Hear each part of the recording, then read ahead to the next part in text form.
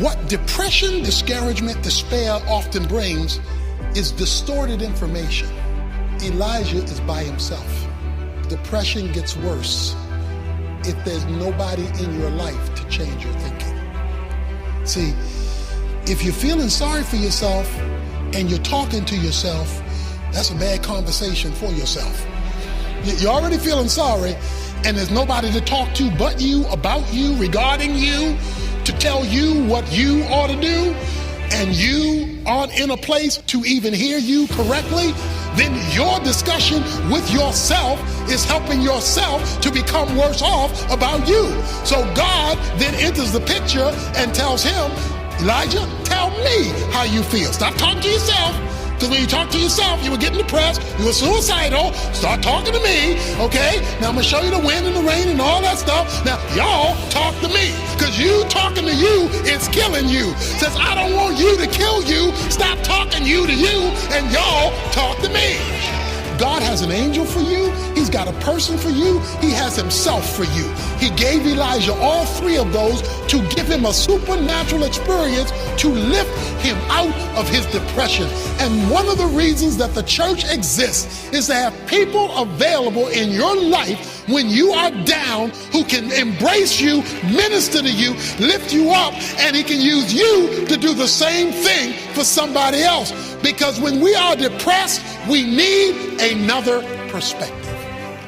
That doesn't deny the reality of how we feel, but what it does is it doesn't let you live there.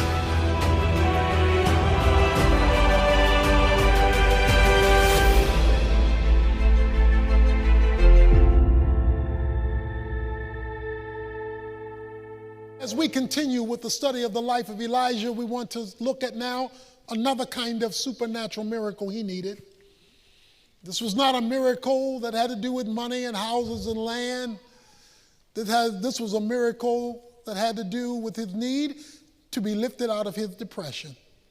Depression is discouragement on steroids. It's discouragement that now has produced an ongoing level of gloom, an ongoing level of emotional pain.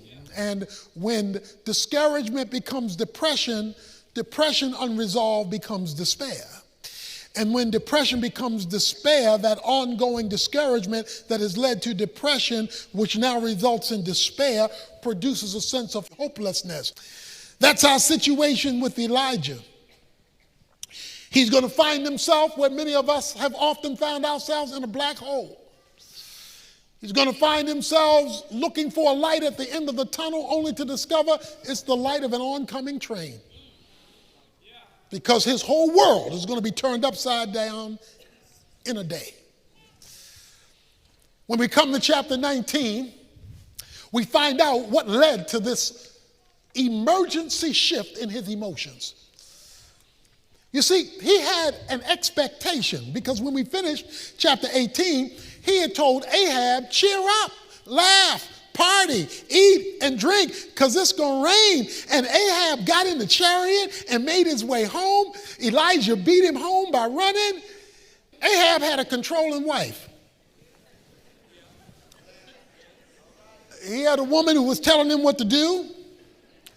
He had a controlling wife, and this wife had taken over when it was Elijah's anticipation that Ahab was going to turn things around. Who he was married to. He was married to a lady named Jezebel, and Jezebel was running this show. Jezebel was calling this shot, and Jezebel was telling him, Elijah, you're a dead man. Jezebel is an evil threat that comes your way. It is something or someone who threatens your well-being, because she threatened by tomorrow this time you're going to be dead. So any threat in your life that comes your way that produces discouragement, depression, despair, or even, as we're going to see in a moment, a desire to die, is a Jezebel in your life. It's something or someone who threatens the stability of your mental well-being. So when a boss threatens you that he's going to fire you and it's not a legitimate reason, he's become Jezebel. When there's a person who threatens you or your stability, they are in fact being a Jezebel in your life. They are operating as the new Lord over your emotions. And the reason why they can operate as Lord over your emotions is because their threat gets into your head. And when their threat gets into your thought affects your feelings. You see, we are made up of three parts. We're made up of body, our physical being. We're made up of soul. Psychology is soul, the study of the soul. So we're made up of a personhood. And then we're made up spiritually. What you have to understand is all three of these are interconnected and interrelated. So as you'll see in a moment, if you feel bad physically, it affects how you're going to think psychologically, which may affect also how you function spiritually. Or if you're down spiritually, that may affect your ability to function physically or your ability to be able to reason psychologically. Or if you're off psychologically, it can make you want to go to bed physically and make you not want to deal with something spiritually. Because all three are interconnected and all three affect the other two. So it is understanding how these three connect with each other, and all three are in this story, that you will understand how to deal with that which controls the mind. Now let's understand, since emotions are part of the soul, how the soul relates to the thought, so that you can understand how to find God's work in that which discourages you emotionally. If your mind is wrong, your emotions are going to be wrong. If your mind is right, your emotions are going to be right. That's why a change in your mind will always change how you feel. He is now living under a threat. Jezebel, the evil one, has threatened his well-being and his life. And he's trying to figure out now, how is he going to face this? And this is overnight.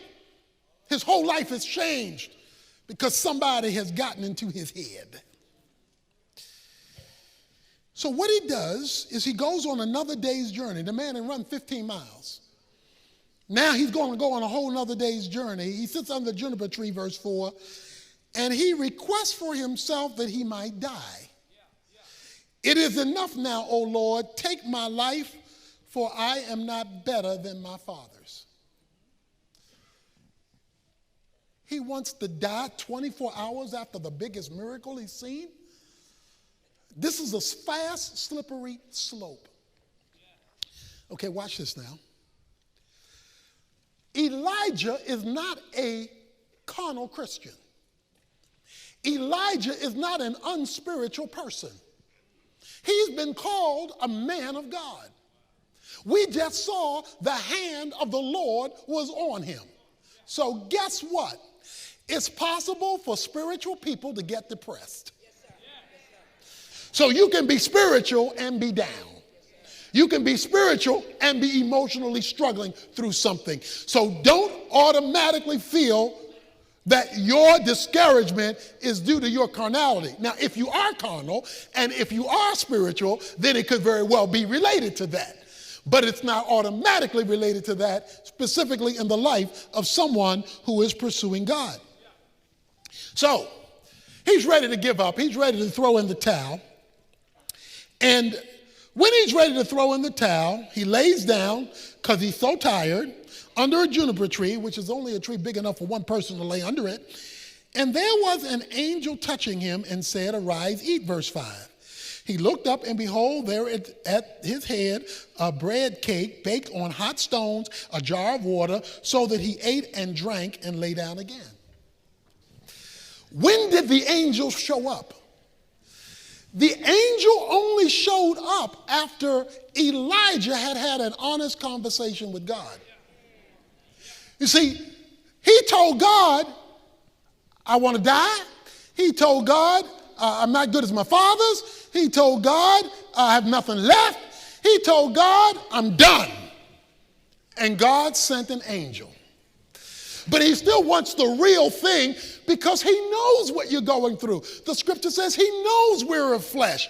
So Elijah comes and he bears his soul to God. Because look, when you're ready to die, there ain't no time to be cute.